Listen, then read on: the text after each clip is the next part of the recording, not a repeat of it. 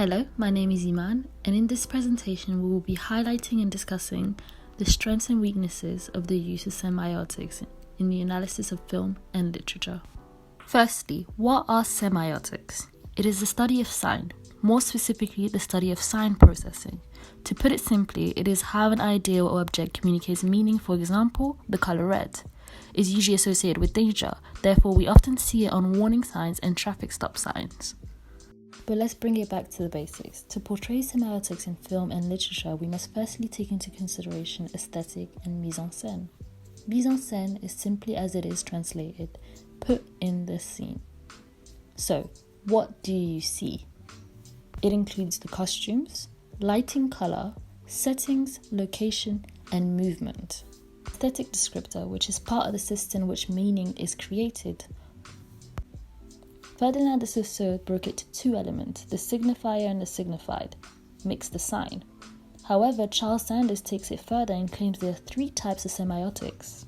Icon has a physical resemblance to what it represents. Index, a link to what it means in direct relation. And finally, symbols, has no relations between the signifier and signified, but context gives it meaning. The use of symbols in film is one of the most effective ways to express meaning. It gives you a hidden language that emotionally sways and captures the attentiveness of the audience. Some symbols the audience will understand through social context. For example, if a character crosses their index finger and middle finger whilst making a promise, we can expect betrayal. Whereas other symbols in films can only be understood with the context given.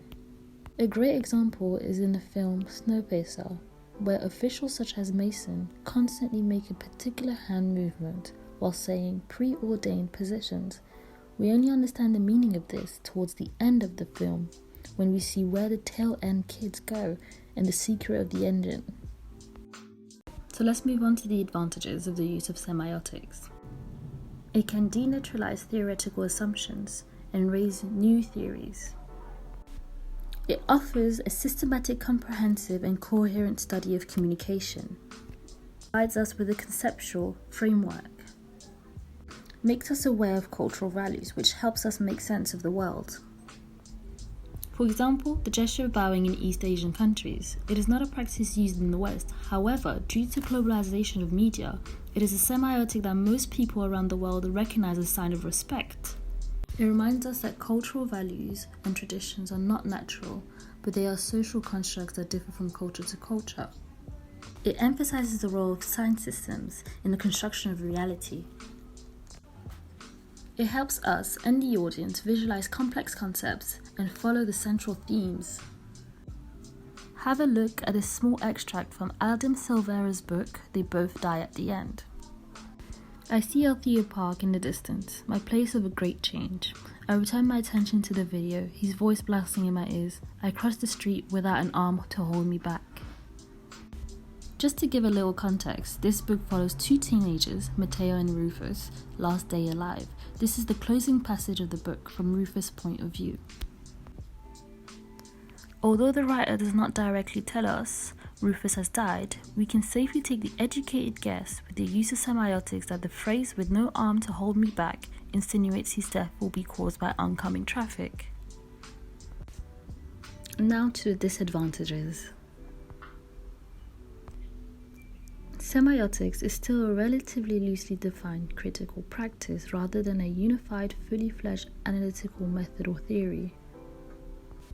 Some consider semiotic analysis a pretentious form of literary criticism applied beyond the bounds of literature, based on merely a subject interpretation and grand assertions.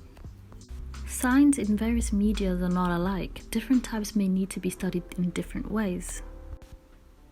It suits some purpose better than others. Semiotics does not, for instance, lend itself to quantification, a function to which content analysis is far better adapted.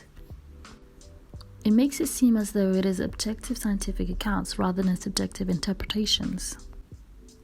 It is a general purpose tool. A scene cannot be analysed with the use of only semiotics. Paul Messaris disputes that we need to learn to read the formal codes of photographic and audiovisual media, arguing that the resemblance of their images to observable reality is not merely a matter of cultural conventions. To a substantial degree, the formal conventions encountered in still or motion pictures should make a good deal of sense even to a first-time viewer.